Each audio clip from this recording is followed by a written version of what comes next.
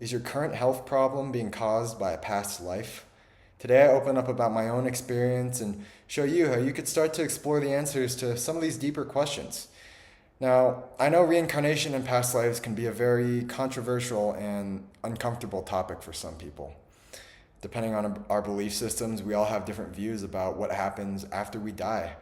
And so maybe you believe in this kind of stuff. Maybe you don't. Maybe you're just starting to become open to the possibility that it's a reality. Wherever you find yourself, that's great, because my point here is not to indoctrinate anybody or convince you of any particular point of view. My goal here is just to start getting you to ask these bigger questions about yourself, about life, about your place in it. And the point that I really want to get across is that there are elements of physical disease that go far beyond the physical. Things that are way deeper than surface level stuff like diet and lifestyle and environment. And these things are great. They could get us really far. They could really move the needle. But I believe that at some point we're all being asked to really go deep within ourselves and do the inner work, the healing work, and to explore the mental, emotional, spiritual sides of ourselves. And in my experience, I think that the pain and the suffering that come about as a result of our health challenges oftentimes are serving as a catalyst to kind of push us in the direction of personal growth and self exploration to really go deep within ourselves. And so I thought that instead of giving you a bunch of arguments and information, what I would do is really just share my personal experience. And you could take that for what it's worth and make a decision for yourself about where you stand. So there's a lot coming out today about reincarnation, past lives, the afterlife, and there's a lot of modalities that people will use to experience these things. There's hypnotic regression and QHHT, quantum healing hypnosis therapy, which we'll get into a little bit more later. But essentially, what you're doing in these therapies is you're bypassing the conscious mind and accessing information that we usually don't have available to us. You'll also see people using plant medicine. There's other people who have near-death experiences and kind of cross over to the other side. And what's super interesting is that they all seem to report a similar variation of the same thing, that consciousness never dies. We're these eternal beings with no beginning and no end who have as many experiences as we choose. And as convincing as this pile of evidence is, I think any healthy skeptic would look at this and have a fair share of questions. I know I sure did. I think one of the best arguments against, and one of the questions that I know I asked, is how do we know that these experiencers aren't just making this all up? What if they're, hallucinating or in some kind of dream state where they're talking about things that they never really experienced? And it's a great question. It's a great argument. But in response to that, I think one of the most powerful arguments is the case studies of people who have had radical health transformation as a result of going deep into this work and becoming aware of some of their past experiences or past lives. And this is where we kind of come to my own personal story, something that I've thought long and hard over whether or not I wanted to share publicly, as I'm sure those of you who have done this deep inner work know. This kind of stuff is very personal, and some of it is meant just for the experiencer, not to be shared with everybody else. But I've decided that I wanted to share this with you guys. It was a profound experience for me and for the people in my life. It's been transformative, and I hope it'll be the same for you if this is something that you're interested in exploring. And so I've had a pretty long journey in the world of health and wellness. I was able to turn around a bunch of health problems and conditions just through diet and lifestyle alone within a matter of months. But as transformative as that stuff was, there were still things that stuck around. They lingered. They never really resolved. One of these things was this large cyst in the middle of my back, right along my spine. A cyst, if you don't know, is basically this sac that's full of fluid and pus, and it kind of sits right underneath your skin. It's generally harmless, but it's very unsightly. It looked like I had a big knuckle sticking out of my spine. I'll put a picture up here if I can find one for you guys, but um, I had this cyst from, I don't know, the age of 10, and no matter how much diet and supplementation I did and therapies, nothing ever resolved it. It was there. It it didn't cause a lot of problems until I was about 18, and it started to get really red, really inflamed.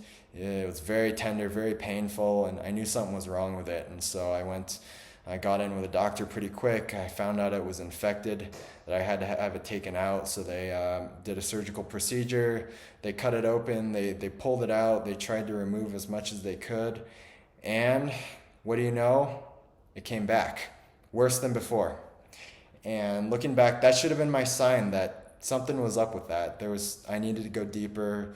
It was trying to communicate something to me, but I didn't. I wasn't quite there in my journey yet. I wasn't ready for that kind of work. And so it came back. It stayed there for quite a few more years.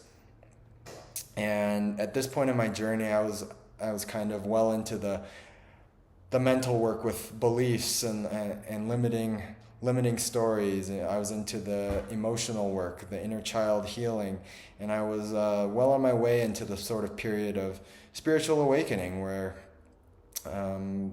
your beliefs and identities kind of crumble and fall apart so that you can come to this new perception of reality in the world around you. And so I was kind of in the middle of this spiritual awakening process, and as I'm sure you could guess, inevitably I came across all this stuff on past lives, reincarnation, what happens after we die and leave this body. And a part of it really resonated strongly with me. I was really drawn to it. But another part of me was very afraid. I was brought up in the Christian church. I went to Catholic high school, and so as you can imagine, there were these fears that I can't be looking into this type of stuff. I can't be studying reincarnation. I didn't want to go to hell, right? And so I held myself back from looking into that space for a long time. I remember I bought this book, great book, I would highly recommend it, by a guy named Michael Newton. It's called Journey of Souls, and it's kind of a perennial work on reincarnation and the modality of past life regression. But I remember I bought that book, and it probably sat on my shelf for 2 years. I looked at it every day until one day I was like, you know, what the hell? I'm just going to go for it. I'm going to have an open mind. I'm going to look into this stuff. Hopefully God doesn't send me to hell. And so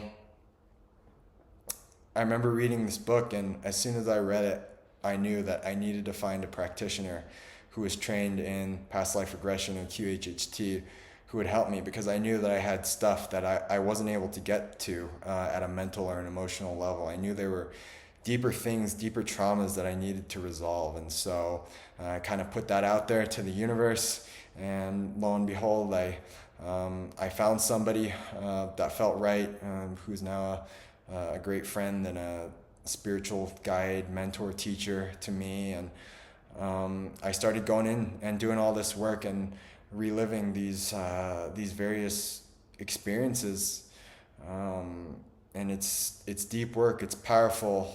All these emotions and beliefs really come to light. And there was this one incredibly profound experience, this one scene I was taking to, and it was East Asia, China, I think, hundreds of years ago. I was a woman in this particular experience. I was married to a warrior. We had a couple children, and I just remember the scene I was taken to was this battle scene where our village, our group was being attacked, and the village was being it was completely under siege. We were surrounded by the enemy. There was no way out. It was all over. And so my husband, rather than let our family fall into enemy hands and be tortured and killed, raped, what he decided to do was to kill our children, to kill me, and then to kill himself. And I remember feeling the blade going through my body. I kind of let out a big gasp as I felt this big release of energy right in my chest. I could kind of feel the blade go right underneath my sternum. And it exited. It exited right along my spine. You want to guess where? In the exact spot of my cyst.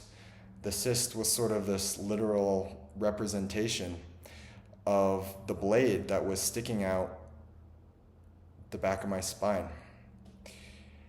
And now, the reason being for this, it's not a random thing. What I would come to find out is the reason that my body was demonstrating this and giving me this symptom is because there were emotional components to this that I needed to heal. It was an incredibly difficult, painful experience. And after that happened, I never forgave my husband. I never forgave the soul who played my husband in that life. And as a result of that, I carried with me all these beliefs and these wounds that it's not safe to love, that if I open my heart and love, that people will hurt me. And so I had this tendency of pushing other people away and isolating myself. And really it was one of the things that was holding me back most in the present day. And so the reason that I was shown this, the reason my body chose to make me aware of this particular lifetime is because I needed to heal these emotional aspects to step into my greatest self now. All these things were holding me back and preventing me from stepping into my purpose and putting myself out there, of loving the people around me and really opening myself to build community and family. And so this was the reason that I was shown this symptom. And as soon as I became aware of these patterns within me, as soon as I became aware of what I had been doing to myself and hurting myself, as soon as I made the conscious decision to forgive this soul for committing this act, really because they thought it was the best thing to do, as soon as I made that decision, within a couple months, the cyst was completely disappeared. Yeah, something that no amount of surgery or diet or supplementing could ever solve, because it was something that was occurring at a much deeper level that I needed to really go within myself and do the healing work if I wanted to heal this. And so there are countless people who have experiences like this. Each person's is unique and just as profound. And there are different views of reincarnation and what's the point of this life and having this experience. Are we a single soul who has all these progressive lifetimes through time, or are we sort of one being, one consciousness that differentiates itself for this spread of infinite experiences? And when you're tapping into what we call past lives, you're really just tapping into sort of the collective memory, the collective consciousness, to access this memory. And people have differing opinions, and other people will say that it's both. And this is kind of where I fall, that it's a both and. I think in my experience, spirituality is about embracing paradoxes, things that seem paradoxical to the conscious mind, in a 3D level, really come together and merge into one higher reality at a spiritual level. And so regardless of your view on reincarnation, or maybe you're still skeptical, maybe you're completely against it still, and that's great. But either way, I hope that we'll continue to have these conversations about worthwhile topics like this. Now, You're probably thinking, how do I find out if that unexplained health problem is the result of something deeper? Maybe you've looked into diet and fixing your environment, or examining your beliefs. Maybe nothing's worked. And my first piece of advice when you're getting into this is actually don't rush it. In my experience, this is real inner transformation, and it's not something that you really want to rush into, or to just go into because you want to find out that you're in your past life you were Thomas Jefferson or Genghis Khan. That's kind of what we call being a past life junkie, where you're just in it for the thrill. And what I'm talking about is it's healing work. And everything that I've seen in my experience has shown me that when you do this deep work, you'll be shown only what you're ready for. And so really don't rush. Go for it if you feel called, absolutely. But don't rush into it. If you do feel like you're ready for this work, one of the things you can actually use that's available to you all the time is muscle testing.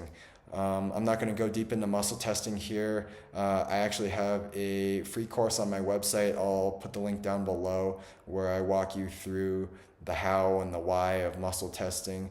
And essentially, it's exactly like some of these other therapies that I'm going to mention, where you're using it as a tool to bypass your conscious mind and to tap into information that's usually kind of clouded out by conscious thoughts. And which kind of brings us into what I mentioned earlier with past life regression, what's also called quantum healing hypnosis therapy. This was sort of pioneered by Dolores Cannon. You might be familiar with that name. And it's the same sort of thing, where you're put into this deep hypnosis, if you will, where the conscious mind goes quiet and you become this conduit, or this channel, like an antenna for a higher stream of information to come in. And so it's incredibly effective, incredibly powerful healing therapy. If that's something that you feel called to, definitely seek somebody out who's trained in that area.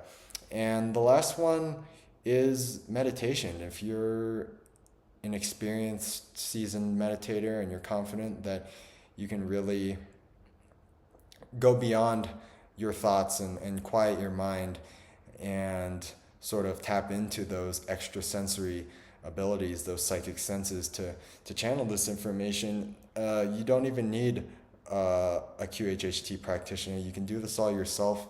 You can go into a deep meditation, set your intention that you'll be shown exactly what's right for you, and you will be. What comes through is always the information that's perfect at this moment, and so you can always trust in that. Maybe you're a little hesitant about actually going all the way in at this point. If you want some more resources, I would highly recommend the book I mentioned earlier, Journey of Souls, or anything by Michael Newton. I would also recommend Dr. Brian Weiss. He's got numerous books.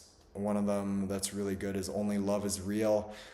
This guy was a hypnotherapist who was a true skeptic about past lives, and he came around as a result of the patients he had come into his clinic. And so if you're coming from a skeptical point of view, I think that's a great entry point, is with his work.